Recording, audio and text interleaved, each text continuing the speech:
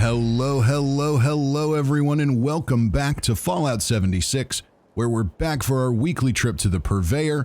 We're going to burn through 1,000 Scrip on 3-star legendary ranged weapons, as we often do.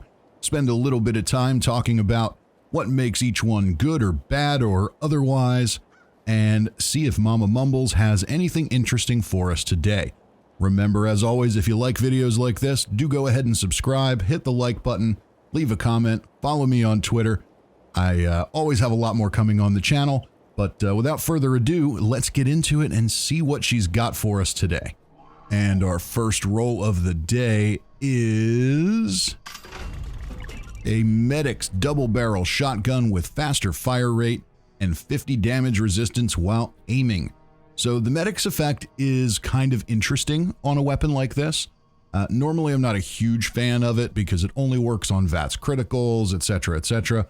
But with a shotgun, you can get a lot of VATS criticals, so that could be potentially very useful. Faster fire rate probably doesn't help us a whole lot here. It only holds 2 rounds and it's not automatic, so I don't think you're really going to get a whole lot out of that here, but perhaps I'm wrong. Maybe as we test some more weapons on my shotgun build, we'll learn differently. But I don't think that's going to have a huge effect.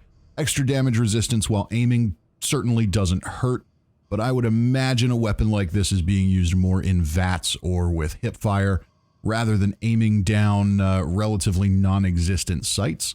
But hey, you know what? Mileage may vary. We'll see, but the Medic's effect could be interesting on a shotgun.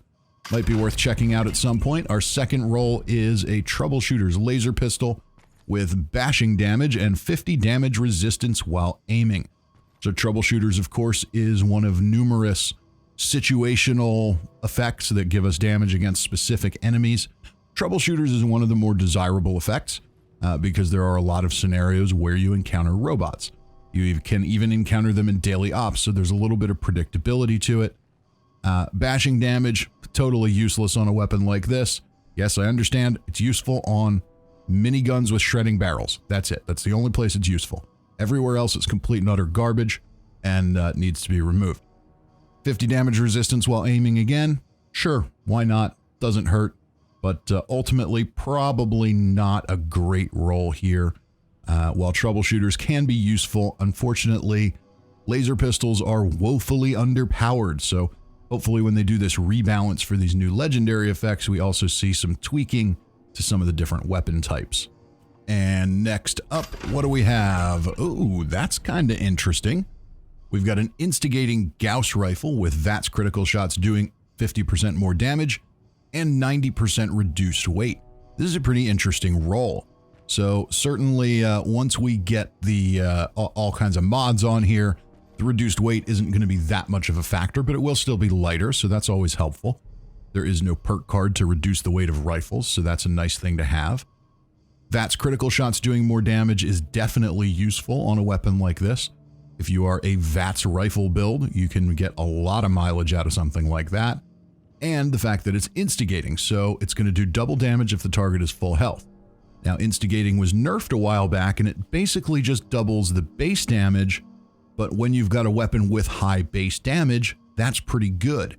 So you can get an instigating hit if your target is full health, save up criticals for follow-up shots, where you'll get extra damage from that. This could be a very solid roll. May have to play around with this one a little bit in the future. Not bad at all. Let's see what's next. And now we've got, okay, now we're talking. All right, old man McRib must have stopped by to see Mama Mumbles before I came in because she's in a good mood today. We've got a Furious Handmaid with exploding bullets and extra perception. The Furious effect is going to increase damage on consecutive shots on the same target. Now, for a lot of enemies like ghouls and things like that that are super squishy, you're not going to get a whole lot out of that effect because you're only hitting them once or twice. So you get a little extra damage if you make second and third shots, but not a ton. Where this is a little more helpful is in scenarios like daily ops or the old daily ops when that version runs and you can't sneak, so you don't have sneak multipliers and you've got to hit things multiple times, so that's useful. Bullets exploding for area damage, always good. That's a nice damage boost. and extra perception is going to make us a little more accurate in VATS. So all those things work well together. And yeah, this is just a flat out very solid roll. We'll definitely do a weapon spotlight on this one at some point in the future. We'll see. Between this one and the last one, we got a little competition going on. But yeah, this is definitely a good roll. Can't argue with that. Handmaids are great. I'm a little bit partial to the fixer, but I'm not going to cry about getting a good handmaid. Let's move along and see what else we've got. And now we've got, oh, interesting. Okay, now we've got a quad cryolator with 10% damage while aiming and 25% less VATS AP. So with cryolators, your primary focus with a cryolator is slowing down and freezing enemies. It's not so much about doing damage. Where these weapons are especially useful is things like Encrypted, where you can freeze the Imposter Sheep Squatch, and Scorched Earth, where you can freeze the Scorch Beast Queen. I've long postulated that the best effect you can get on a cryolator is probably quad, because you won't have to reload it very often. You can continually freeze your target very easily. So here we have a quad cryolator, where we not only got that effect, but we've also got less VATS AP cost, so makes it even easier to freeze something like the Imposter Sheep Squatch that moves very fast. So you can VATS the torso, slow that target down, bring it to a complete stop so everybody can lay into it. That's pretty good. I'm going to have to find a way to do a weapon spotlight on this one. I can't see it being particularly useful as a farming weapon, though maybe I'm wrong.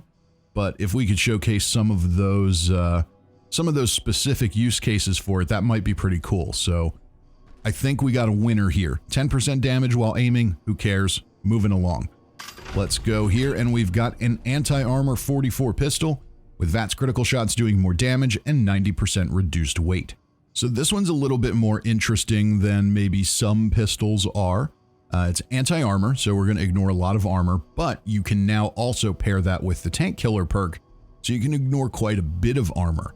If you're a pistol build, especially if you're built around revolvers, you're probably reliant on VATS and VATS criticals for extra damage, so boosting that up is very useful, and then reducing the weight is also useful. You might be using a perk to reduce the weight of pistols, but once you get mods on here, that will definitely synergize well with that too. So while I am not a huge fan of revolvers in Fallout 76 because you can't sneak with them and they're a good bit underpowered for what they are, this one could be interesting, especially if they make any tweaks to that weapon class over time. And next up we've got, okay, this one's trash. Yeah, this one's no good. Stalker's 10mm pistol with 10% damage while aiming and 25% less VATS AP cost. So in my estimation, from the little bit of experimentation I've done, Stalker's simply doesn't work. It just doesn't do anything. There's really no reason to use it or get excited about it because you're not getting anything out of it. 10% damage while aiming, that's fine, but it doesn't synergize well with a weapon with two other VATS perks on it. And 25% less VATS AP cost. That's probably your best effect on this weapon. If you're running a 10mm build and you don't have a legendary 10mm at all, then this is better than nothing, but not by much. So 10mm don't have a whole lot of VATS AP cost to begin with, but reducing it is always nice. But yeah, this one is pretty much bound for the Scrip bin. And we've got 3 left. What do we have? We've got a Zealot single action revolver, again with exploding bullets and 90% reduced weight. So the single action revolver, I'm not a huge fan of because of the extremely long reload. I find that to be kind of a deal breaker. So revolvers are already a little bit slow. So slowing down the reload definitely doesn't help. I can't imagine why anybody would use this over something like the 44, but you know, hey, everybody has their preferences. Zealot's effect, one of the situational effects, doing extra damage to Scorched, and now that you've got a Scorched daily op, they become a little more useful. Unfortunately, being a revolver, a little underclassed, a little bit underpowered, But exploding bullets is nice. 90% reduced weight is nice. There aren't a ton of mods to put on here to really increase that weight. So if you're a revolver build, maybe it's another one to carry around and have a little fun with. But I'm not a huge fan. Let's see what we've got next. And we've got an Assassin's Cryolator with VATS critical shots doing extra damage and faster movement speed while aiming. I think we spent enough time with the last one talking about how you use a Cryolator, so we'll just hit the effects here. Assassins, 10% damage to humans. Really not very useful. Humans are squishy to begin with. 10% isn't much, especially with the new additive damage model, so that one's kind of lost there. VATS critical shots doing more. This is considered a heavy weapon, so VATS is not really something you're going to use a ton of. Reducing the AP cost could be useful, but that's about it. And faster movement speed while aiming, I guess it doesn't hurt, but let's be honest with ourselves. We got this one and we got a quad. Which one are we keeping? It ain't this one. Let's see what the last roll of the day looks like. And our last roll is a Stalker's Missile Launcher with VATS critical shots doing more damage and extra agility. The missile launcher is substantially improved from a few months ago. They've changed how weapon damage or how weapon condition degrades, so these no longer break in 5 seconds, which is really nice. Unfortunately, Stalker's effect, pretty useless, if it even works at all, which I don't think it does. VATS critical shots doing more damage. I guess it doesn't hurt, but are you really using this in VATS? Maybe you are. I don't know. Probably not. Extra agility. That does synergize well with that. You get a little extra AP from that, so maybe it's a little easier to use in VATS. But overall, missile launchers are super heavy, so unless it's got a really cool effect, it's not one we're going to keep. This one is destined to be returned. And that, ladies and gentlemen, brings us to the end of our run.